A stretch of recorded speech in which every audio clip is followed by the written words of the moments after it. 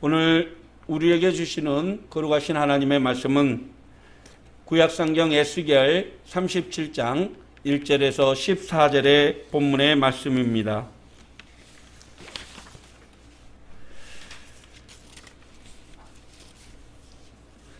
여호와께서 권능으로 내게 임재하시고 그의 영으로 나를 데리고 가서 골짜기 가운데 두셨는데 거기 뼈가 가득하더라. 나를 그 뼈 사방으로 지나가게 하시기로 본즉 그 골짜기 지면에 뼈가 심히 많고 아주 말랐더라. 그가 내게 이르시되 인자야 이 뼈들이 능히 살 수 있겠느냐 하시기로 내가 대답하되 주 여호와여 주께서 아시나이다.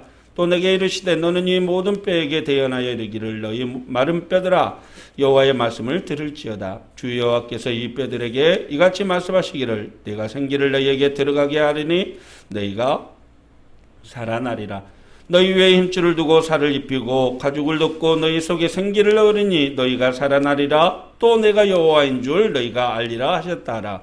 이에 내가 명령을 따라 대언하니 대언할 때에 소리가 나고 움직이며 이 뼈 저 뼈가 들어맞아 뼈들이 서로 연결되더라. 내가 또 보니 그 뼈에 힘줄이 생기고 살이 오르며 그 위에 가죽이 덮이나 그 속에 생기는 없더라. 또 내게 이르시되 인자야 너는 생기를 향하여 대언하라. 생기에게 대언하여 이르기를 주 여호와께서 이같이 말씀하시기를 생기야 사방에서부터 와서 이 죽음을 당한 자에게 불어 살아나게 하라 하셨다 하라. 이에 내가 그 명령대로 대언하였더니 생기가 그들에게 들어가매 그들이 곧 살아나서 일어나 서는데 극히 큰 군대더라. 또 내게 이르시되 인자야 이 뼈들은 이스라엘 온 족속이라. 그들이 이르기를 우리의 뼈들이 말랐고 우리의 소망이 없어졌으니 이는 다 멸절되었다 하느니라. 그러므로 너는 대언하여 이르기를 그들에게 이르기를 주 여호와께서 이같이 말씀하시기를 내 백성들아 내가 너희 무덤을 열고 너희로 거기에서 나오게 하고 이스라엘 땅으로 들어가게 하리라. 내 백성들아 내가 너희 무덤을 열고 너희로 거기에서 나오게 한즉 너희는 내가 여호와인 줄 알리라. 내가 또 내 영을 너희 속에 두어 너희가 살아나게 하고 내가 또 너희를 너희 고국 땅에 두리니 나 여호와가 이 일을 말하고 이룬 줄을 너희가 알리라. 여호와의 말씀이니라. 아멘. 할렐루야. 오늘 거룩한 하나님의 말씀이 우리의 삶에 이루어지기를 주님의 이름으로 축원합니다. 오늘 말씀의 제목은 절망의 자리에서 희망을 노래하라 라는 제목의 말씀을 함께 나누겠습니다. 지난주에 항일 독립운동에 혁혁한 전가를 올리셨던 봉오동 전투와 청산리 전투의 영웅이신 홍범도 장군의 유해가 우리나라에 78년 만에 봉안이 돼서 대전 현충원에 안장이 되셨습니다.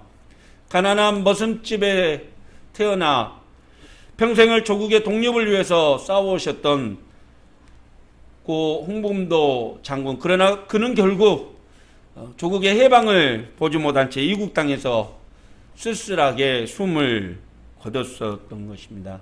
우리나라가 일본에 의해 주권을 빼앗겼을 때 어떤 사람들은 일본에 협력해서 목숨을 부지해가면서 떵떵거리고 살았지만 홍범도 장군처럼 수많은 애국지사들은 자신의 목숨을 초기와 같이 나라를 위해서 던지며 독립운동을 전개했던 것입니다.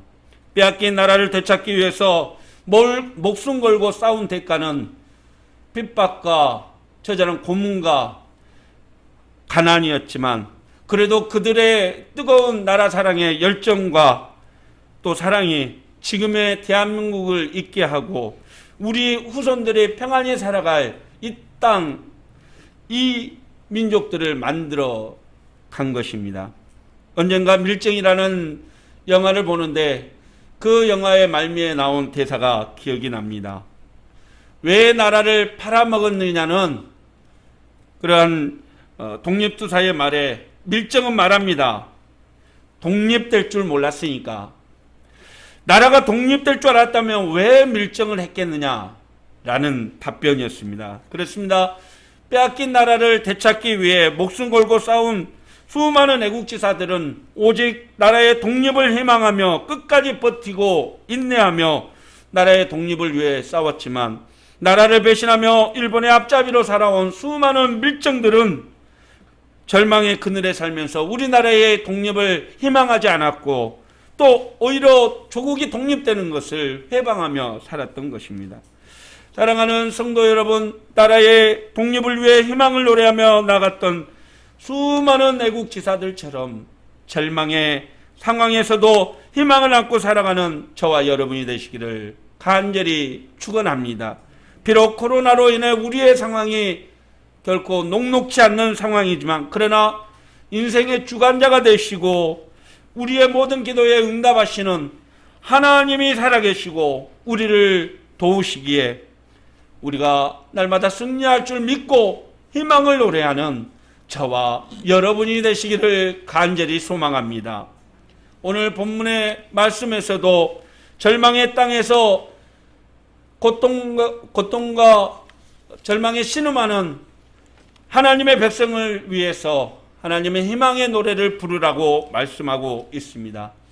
오늘 본문의 배경을 잠깐 살펴보면 하나님의 은혜로 이스라엘 백성들이 애굽에서 나와 가나안 땅에 정착하게 되었는데 그러나 하나님께서 가나안 땅에 살아갈 때에 우상을 금지하고 오직 하나님만 섬기라는 그 약조를 어기고 이스라엘 백성들은 우상을 섬기고 하나님을 배반하고 하나님의 은혜를 잊으면서 살아갔습니다.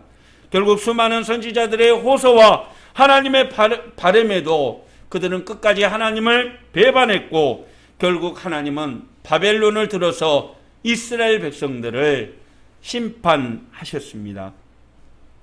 하나님이 영원히 함께 하시겠다고 하시면서 임재했던 성전의 지성소는 무참하게 짓밟혔고 견고한 예루살렘 성은 불타고 무너졌고 사람이 살 수 없는 폐허로 변해버리고 말았습니다. 고관대작을 비롯해서 수많은 어린아이 여자들이 포로로 끌려갔고 그들은 비참한 노예 생활을 감당해야만 했습니다. 오늘 본문에 등장하는 젊은 제사장이었던 에스겔 선지자 역시 597년에 여호야긴 왕과 함께 바벨론으로 포로로 끌려갔고 그곳에서 선지자로서 소명을 받아 하나님의 말씀을 전하는 사람이 되었습니다. 에스겔 선지자가 하나님으로부터 소명을 받고 예언과 환상을 말할 때에 그것은 이스라엘 백성들이 겪고 있는 참담한 현실을 보여주는 것이었습니다. 예루살렘 성이 바벨론에 의해서 포로가 되었다가 3분의 1은 전염병에 죽고 3분의 1은 칼에 의해서 죽고 3분의 1은 기근에 의해서 죽고 예루살렘 모든 성전은 회파되고 짓밟히고 하나님의 계시는 성소는 불타 사라진다라는 그런 예언과 환상이었던 것입니다. 하지만 더 비참한 것은 그러한 상황에도 그 누구 하나 그들을 도와줄 수 없다라는 그러한 상황이었던 것입니다. 그들은 바벨론의 압제자의 채찍에 맞아 결국 비참하게 노예처럼 살아야 했고 소망 없이 하나님께 예배할 수도 없는 그런 비참한 삶을 살게 된 것입니다. 그야말로 이스라엘 백성들은 아무런 소망 없이 절망 속에 살아가야 했고 하나님이 그들과 함께 하신다라는 단어는 잊어버린 채 살아야 했던 것입니다. 이러한 상황에서 하나님은 오늘 에스겔 선지자를 통해서 환상을 보여주었는데 그것이 놀랍게도 본문의 해골무대기 또 마른 뼈가 살아나는 환상이었던 것입니다. 그 환상은 단적으로 말해서 이스라엘 백성들의 상황을 말해주고 있는 것이었습니다. 바벨론의 포로 생활을 하던 이스라엘 사람들은 살아도 살아있는 것이 아니었고 말 그대로 영적으로 완전히 피폐해져서 껍데기도 말라버린 그러한 상황이었습니다. 그런데 놀랍게도 하나님께서는 에스겔 선지자에게 대언하게 하셨고 마른 뼈들이 살아나 큰 군대를 이루는 환상을 보게 해 주신 것입니다. 그렇습니다. 모두가 희망이 사라졌다고 말하는 그 절망의 순간에 하나님은 절망에서 희망을 노래하게 하시고 희망의 큰 군대를 이루게 하신 것입니다. 사랑하는 성도 여러분, 많은 이들이 지금 이 시대, 우리가 살아가는 이 시간이 절망의 시간이라고 말합니다. 경제적으로, 정치적으로, 사회적으로, 아니 우리가 살아가는 이 시대 가운데 지금 우리의 예배자 또한 엄청난 위기의 시대를 살아가고 있다고 말을 합니다. 어떤 이들은 하나님이 와도 코로나 종식은 어려울 거라는 그러한 말을 하기도 합니다. 여러분, 코로나뿐이겠습니까? 우리에게 겹쳐져 있는 위기들은 코로나뿐만 아니라 경제적으로도 수많은 어려움이 함께 오고 있습니다. 주택 가격은 천정부지로 올라가고 주부들은 시장에 나가서 장보기가 두렵다고 말할 정도로 물가는 올랐습니다. 대통령 선거를 눈앞에 두어서 모두가 희망을 바라보지만 그러나 또 한편으로는 누가 나와도 지금의 이 상황을 바꾸기는 어려울 것이다라는 절망적인 생각들을 가지게 합니다. 또 뿐만 아니라 교회도 절망의 자리에 있다라고 말을 합니다. 작년 우리 교단의 전체 교인 수 조사를 했는데 역대 최고로 감소를 했다라고 발표하고 있습니다. 2019년도에 우리 교단의 총 인구 종교수에 비하면 11만 4천 명이 감소를 했고 전국적으로 전체 교회가 가지고 있는 총 예산이 약 1천억 원 이상이 줄어들었다고 합니다. 코로나 때문에 그럴 수도 있겠군요, 목사님. 하지만 놀랍게도 이 조사는 2019년도에 이루어졌다는 것이죠. 우리 교단뿐만이겠습니까? 우리나라의 전 교단들, 모든 교회들이 이런 아픔과 또 위기를 가지고 있다는 것이죠. 아이들은 교회를 떠나고 있고 청년들은 교회에 등을 돌리고 있습니다. 교회에 희망이 없다고 멀리하고 있고 교회가 가지고 있는 부조리와 목회자의 부도덕함을 비판합니다. 여러분, 이러한 상황에서 하나님께서는 오늘 에스겔 선지자를 통해서 우리에게 이 희망의 말씀을 전해주고 있는 것입니다. 그것은 무엇입니까? 하나님은 완전히 멸절되어서 소망 없이 살아가는 백성이라도 다시 살리고 회복시키시는 전능하신 하나님이라는 사실을 우리에게 보여주는 것입니다. 그렇습니다. 하나님이 살아계신 한 우리는 절망의 자리에서 희망을 노래할 수 있습니다. 좌절과 절망을 듣고 희망을 노래하는 에스겔 선지자처럼 오직 하나님의 은혜로 일상이 회복되고 교회가 회복되고 우리의 믿음이 회복되는 은혜의 역사가 우리에게 속히 다가올 것을 간절히 소망합니다. 우리의 아이들이 마음껏 학교 운동장에서 뛰어놀고 아이들이 마음껏 교회에 나와서 주님을 찬양하며 기쁨으로 예배하는 날이 속히 올 것을 소망합니다. 오늘 하나님은 본문을 통해서 우리가 절망의 자리에서도 좌절하지 않고 희망을 노래해야 할 그 이유에 대해서 가르쳐주고 있습니다. 그것은 첫 번째, 하나님은 권능으로 우리와 함께하고 있기 때문에 절망에서도 포기하지 않고 희망을 노래하라는 것입니다. 오늘 1절의 말씀을 우리 함께 보겠습니다. 여호와께서 권능으로 내게 임재하시고 그의 영으로 나를 데리고 가서 골짜기 가운데 두셨는데 거기 뼈가 가득하더라. 여기에서 권능을 뜻하는 단어 야드는 원래 손을 의미하는 그런 단어입니다. 그런데 여기에서는 여호와께서 권능이 내게 임재하셨다라는 말은 여호와의 손이 나를 사로잡아 이끄시다 라는 뜻입니다. 에스겔 선지자로 사용하시는 하나님은 에스겔 선지자를 손으로 붙들고 사용하고 계신다라는 뜻입니다.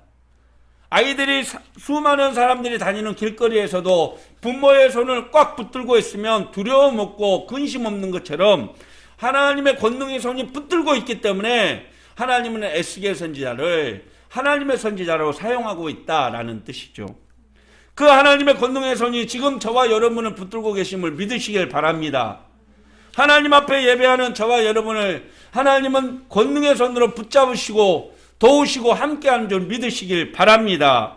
시편 3편 5절에서 다윗은 이렇게 고백하고 있습니다. 여호와의 손이 항상 자신을 붙들고 계시길래 자기는 두려움을 느끼지 않는다라고 고백하는 것이죠. 우리 같이 보겠습니다. 내가 누워 자고 깨었으니 여호와께서 나를 붙드심이로다. 천만인이 나를 에워싸 진친다 하여도 나는 두려워 아니하리로다. 할렐루야. 나에게 주신 하나님의 말씀인 줄 믿으시길 바랍니다. 천만인이 나를 둘러싸고 나를 공격한다 할지라도 하나님이 나를 붙들고 계신다면 반드시 나는 그 위기를 돌파하게 하게 될 줄 믿으시길 바랍니다. 하나님의 손이 항상 자신을 붙들고 계시길래 다윗은 거친 사막에서도 깊은 웅덩이에서도 어두운 동굴에서도 좌절하지 않고 희망을 노래할 수 있게 되었던 것이죠. 모세도 마찬가지입니다. 출애굽기 14장에 보면은 앞에는 홍해가 가로막혀 있고 뒤에는 애굽의 군대가 쫓아오는 상황에서도 하나님의 손이 자기를 붙들고 계심을 믿었기에 절망보다는 희망을 노래하며 믿음으로 나아갔던 것입니다. 하박국 선지자도 마찬가지입니다. 하박국 3장 16절에 하박국 선지자는 나라가 풍전등하여 위기를 겪고 있음에도 하나님이 자신들을 붙들고 계시길래 그 어떠한 두려움을 극복해낼 수 있다라고 오히려 하나님 앞에 감사한다라고 고백하고 있는 것입니다. 사랑하는 성도 여러분, 하나님의 손이 에스겔뿐만 아니라 모세뿐만 아니라 하박국 선지자뿐만 아니라 지금 저와 여러분들도 붙들고 계심을 믿으시길 바랍니다. 좌절과 절망보다는 희망을 노래하고 하나님의 크신 은혜와 성호를 찬양하며 모든 일에 감사로 나아가는 우리가 되기를 주님의 이름으로 축원합니다. 주님이 붙들고 계시면 우리는 실패하지 않습니다. 주님이 함께함을 믿고 믿음으로 담대히 나갈 수 있기를 소망합니다. 두 번째, 마른 뼈들이 살아나도록 하는 하나님의 말씀이 우리와 함께 하시고 우리의 영육을 간극게 하시기 때문에 우리는 언제나 희망을 노래할 수 있는 것입니다. 4절에 에스겔 선지자는 하나님의 명령대로 마른 뼈들을 향해서 선포하고 있습니다. 4절 말씀 우리 같이 한번 보겠습니다. 또 이르시되 너는 이 모든 뼈에게 대언하여 이르기를 너희 마른 뼈들아 여호와의 말씀을 들을지어다. 주 여호와께서 이 뼈들에게 이같이 말씀하시기를 내가 생기를 너희에게 들어가게 하리니 너희가 살아나리라. 할렐루야. 그 대언의 말씀이 그 뼈들이 어떻게 되었습니까? 7절 말씀 우리 같이 보겠습니다. 이에 내가 명령을 따라 대언하니 대언할 때의 소리가 나고 움직이며 이 뼈 저 뼈가 들어맞아 뼈들이 서로 연결되었더라. 내가 보니 그 뼈에 힘줄이 생기고 살이 오르며 그 위에 가죽이 덮이나 그 속에 생기는 없더라. 또 내게 이르시되 인자야 너는 생기를 향하여 대언하라. 생기에게 대언하여 이르기를 주 여호와께서 이같이 말씀하시기를 생기야 사방에서부터 와서 이 죽음을 당한 자에게 불어서 살아나게 하라 하셨다 하라. 이에 내가 그 명령대로 대언하였더니 생기가 그들에게 들어가매 그들이 곧 살아나서 일어나 서는데 극히 큰 군대더라. 사랑하는 성도 여러분, 하나님의 말씀이 선포되자마자 마른 뼈들이 서로 연결되고 하나님의 말씀이 선포되자 가죽이 붙고 힘줄이 생기고 하나님의 말씀이 선포되자 생기가 사방으로부터 불어와서 큰 군대를 이루게 되었습니다. 희망이 없던 마른 뼈들이, 생기가 없던 마른 뼈들이 살아났습니다. 바로 하나님의 말씀을 통해서 말입니다. 사랑하는 성도 여러분, 하나님의 말씀은 이처럼 힘이 있고 능력이 있고 생명력이 있음을 믿으시길 바랍니다. 오늘 히브리서 4장 12절에 하나님은 우리에게 말씀하십니다. 하나님의 말씀은 살아있고 활력이 있어 좌우에 나선 어떤 것보다도 예리하여 혼과 영과 및 관절과 골수를 찔러 쪼개기까지 하며 또 마음의 생각과 뜻을 판단하나니. 하나님의 말씀은 살아있고 힘이 있으며 너무나 예리해서 우리의 마음과 생각과 의도를 분별해낸다라는 말입니다. 그렇습니다. 우리가 절망 가운데에서도 의지하고 붙드는 하나님의 약속의 말씀은 살아있고 활력이 넘치는 말씀인 줄 믿으시길 바랍니다. 영원히 변함없으신 살아계신 하나님의 말씀을 온전히 신뢰하는 저와 여러분이 되시기를 축복합니다.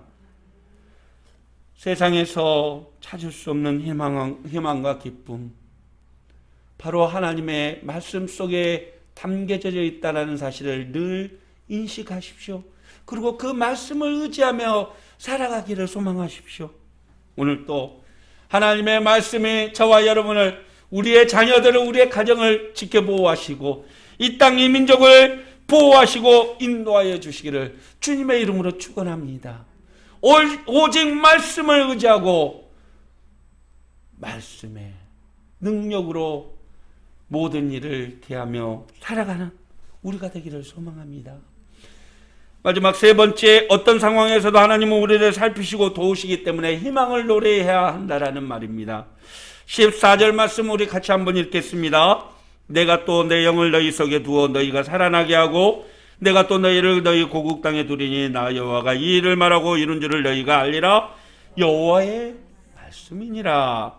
하나님께서는 에스겔에게 이 마른 뼈들이 이스라엘 백성인 것을 상기시키고 그들이 곧 고국 땅으로 돌아가게 될 것이라고 말씀합니다.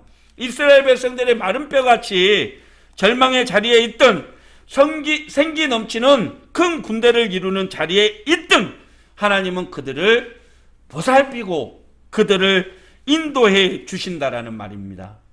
그렇습니다. 소망 없는 이스라엘 백성들을 깨우치시고 그들을 보살피시고 인도하시는 분은 전능하신 하나님이십니다. 사랑하는 성도 여러분, 이스라엘 백성들을 회복해 주시고 그들을 인도해 주실 하나님의 은혜가 오늘 또 우리의 삶 가운데 가득하기를 소망합니다. 그것에 기대하며 믿음으로 나갈 수 있기를 소망합니다. 하나님은 우리가 어디 서 있든지 함께 하십니다. 우리가 좌절과 절망을 겪는 자리에 있더라도 하나님은 희망을 보시며 우리를 인도해 내십니다. 다윗은 어떤 상황이 다가와도 언제나 하나님을 먼저 의지하고 하나님의 도우심을 바랬습니다. 시편 23편 1절에 다윗의 고백을 함께 우리가 읽겠습니다. 여호와는 나의 목자시니 내게 부족함이 없으리로다. 그가 나를 푸른 풀밭에 누이시며 쉴 만한 물가로 인도하시는도다. 내 영혼을 소성시키고 자기 이름을 위하여 의의 길로 인도하시는도다. 할렐루야. 여러분 생각해 보십시오. 다윗이 어떤 고난과 아픔을 겪었습니까? 미친놈 소리 들어가면서 침 질질 흘리고 그래서 살기 위해서 발버둥치기 위해서 아둘람 동굴로 도망쳤던 그 처절한 삶을 겪었던 사람 아닙니까? 그런데 어떤 환경에서도 하나님은 나와 함께한다라는 믿음이 있었기 때문에 그는 절망의 자리에서 희망을 노래할 수 있었던 것입니다.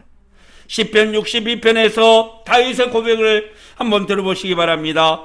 나의 영혼이 잠잠히 하나님만 바라며 나의 구원이 그에게서 나오는도다. 오직 그만이 나의 반석이시오 나의 구원이시오 나의 요새이시니 내가 크게 흔들리지 아니하리로다. 아멘. 할렐루야. 사랑하는 성도 여러분, 다윗의 고백이 저와 여러분의 고백되기를 축복합니다. 오늘 말씀처럼 완전히 실패해서 살아날 가능성이 0.0001%가 없을지라도 눈에 보이는 현실에 두려워하고 절망하기보다는 우리의 구원자가 되시고 우리의 전능자가 되시는 하나님을 바라보고 희망을 노래하는 저와 여러분이 되시기를 축원합니다. 기쁜 슬픔의 웅덩이에 빠져 있을지라도, 사방이 가로막혀 앞이 보이지 않는 암담한 현실에 처해 있을지라도, 그래도 우리의 눈은 주님을 바라보고 하나님의 말씀을 의지해야 될 줄 믿으시길 바랍니다. 마른 뼈같이 지금은 우리의 상황들이 너무 좋지 않습니다. 교회도 위기고 사회도 위기고 모든 것이 위기의 시대에 봉착해 있습니다. 하지만 여러분 반드시 기억하시기 바랍니다. 마른 뼈들을 살리시고 큰 군대를 이루게 하신 하나님의 말씀이 우리와 함께하고 있다는 사실을 말입니다. 오늘도 하나님의 말씀으로 어떠한 슬픔의 환경에서도 믿음으로 극복하고 일어설 수 있는 저와 여러분이 되시기를 소망합니다. 이 사진을 한번 보시죠. 이 사람은 랜스 암스트롱이라는 세계 최고의 사이클 선수입니다. 그런데 그는 고환암을 앓았습니다. 수많은 항생제를 투입하고 또 치료를 받았습니다. 그런데 놀랍게도 그는 그 절망의 환경에서도 1%의 희망을 바라보고 모든 순간을 극복하고 뚜르트 프랑스라는 세계 최고의 자동차 경주에서 6연패를 이루어냅니다. 그가 그의 자서전에서 이렇게 말했습니다. 내게 1%의 희망만 주어져도 나는 그 희망을 위해서 달립니다. 모든 상황이 사라져가도 단 1%만 있다면 그 희망을 안고 살아가겠다는 것입니다. 그 1%의 희망은 절망의 순간에도 이겨내겠다라는 희망을 만들고 생명을 위협하는 암도 정복하겠다라는 그의 의지가 담겨져 있는 것입니다. 사랑하는 성도 여러분, 어떤 상황에서도 우리를 살피시고 도우시는 하나님을 바라보고 하나님을 의지하고 희망을 잃지 않기를 주님의 이름으로 축원합니다. 모두가 절망해도 0.0001%의 희망이 있다면 그거는 하나님의 우리를 도우시고 계신다는 사실입니다. 마른 뼈들을 살게 하시고 이스라엘 백성들을 회복시키시는 하나님께서 반드시 위기의 시대를 살아가고는 저와 여러분을 회복시키실 것을 믿고 믿음으로 나아갈 수 있기를 주님의 이름으로 축원합니다. 말씀을 마칩니다. 사랑하는 성도 여러분, 우리의 삶이 아무리 힘들고 어려워도 그 희망은 있습니다. 그 희망은 우리 스스로가 가지는 것이 아닙니다. 바로 하나님으로부터 오는 것이죠. 하나님의 말씀이 대언되고 선포될 때에 절망으로 가득한 우리 가운데 희망이 살아나는 것입니다. 모든 것을 포기하고 싶을 때 하나님께서는 나를 포기하지 않는다는 사실을 깨닫고 절망에서 희망을 노래하는 저와 여러분이 되시기를 간절히 소망합니다. 강준민 목사님의 책 마른 뼈도 사랑하시는 하나님의 은혜에 나오는 예화의 일부입니다. 2차 세계대전에 참전했던 미국의 헤럴드 러셀이라는 공수부대원이 전쟁을 치르던 도중에 그만 폭탄에 맞아서 팔과 다리를 잃어버리고 말았습니다. 그는 병원에서 치료받을 때 나는 한낱 고기 덩어리에 지나지 않는다라고 낙심하고 좌절했습니다. 그런데 어느 날 자신보다도 더 어려운 환경에 처했던 장애인이 그것들을 극복해 나가는 것을 보면서 오히려 자신의 상황에 대해서 감사하게 되었다고 합니다. 그리고 자신에게 감사한 내용들을 책으로 적어서 출판을 했는데 놀랍게도 그것이 미국의 베스트셀러가 되었습니다. 그리고 그가 그 책을 바탕으로 일대기를 영화화했고 직접 영화에 출연해서 연기를 하게 되었습니다. 그리고 놀랍게도 1946년 아카데미 시상식에서 그는 우리 생애 최고의 해라는 영화를 통해 나무조연상과 특별상을 수상했다고 합니다. 시상식이 끝나고 나서 기자들이 와서 묻습니다. 러셀 씨, 당신은 팔다리도 잃어 신체적인 조건 때문에 좌절하지 않았습니까? 라고 묻자 러셀은 말합니다. 아닙니다. 나의 장애는 도리어 나에게 큰 복이 되었습니다. 잃은 것보다 남은 것을 생각하며 하나님께 감사하면서 남은 것을 사용할 때 하나님께서는 더 큰 보상을 해주셨습니다. 사랑하는 성도 여러분, 우리의 상황이 어렵다고 하나님이 일하지 않지는 않습니다. 우리의 처지와 형편이 어려워졌다고 하나님은 우리를 외면하지는 않습니다. 하나님은 우리가 처한 좌절과 절망의 자리에서 희망을 바라보며 소망을 노래하시기를 원하십니다.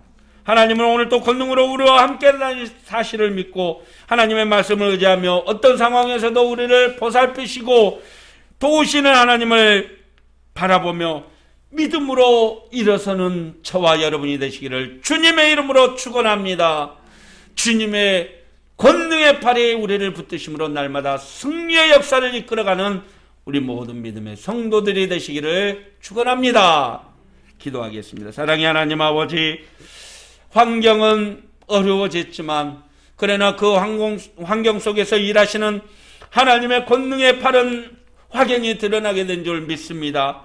아버지 하나님, 온 세상의 암흑 가운데 있다 할지라도 우리를 이끄시고 도우시는 하나님은 여전히 역사하시며 일하신 줄 믿사오니 우리의 위기의 모든 순간에 하나님 우리를 도우시고 승리하게 하여 주시옵소서. 너는 태어나라 말씀하셨고 선포하라 하셨사오니 언제나 하나님의 말씀을 의지하고 상황들을 극복해 나가는 우리 모든 성도들 에게 인도해 주시옵소서. 오늘 또 우리와 함께 하시고 승리케 하시는 우리 주 예수 그리스도의 이름으로 기도하옵나이다. 아멘. 사랑하는 성도 여러분, 절망의 자리에서도 희망을 노래할 수 있는 것은 하나님은 살아계시기 때문입니다. 하나님께서 우리에게 주신 말씀을 늘 우리를 생동감 있게 하고 우리를 생명의 길로 인도하신 줄 믿습니다. 믿음으로 나가십시오. 두려워하지 마십시오. 반드시 하나님은 저와 여러분을 지켜 주실 것입니다. 기도하겠습니다. 이제는 죄와 사망의 구덩이에서 생명의 삶으로 우리를 구원하여 주시는 우리 주 예수 그리스도의 무한하신 은혜와 언제나 도우시고 먹이시고 입히시고 함께 하시는 하나님 아버지의 크고 놀라우신 사랑과 진리의 영이시며 능력의 팔로 우리를 진리 가운데 이끄시는 성령님의 도우시고 함께 하시고 교통케 하시는 충만하신 은혜의 역사심이 절망의 자리, 좌절의 자리에서도 결코 포기하지 않고 희망을 노력케 하시는 그 하나님의 말씀을 믿고 의지하며 나가는 사랑하는 교우들 머리머리 위에와 삶과 가정 위에 이 나라의 민족 위에 세계의 열방 위에 이제부터 영원토록 함께 하시기를 간절히 축원하옵나이다. 아멘.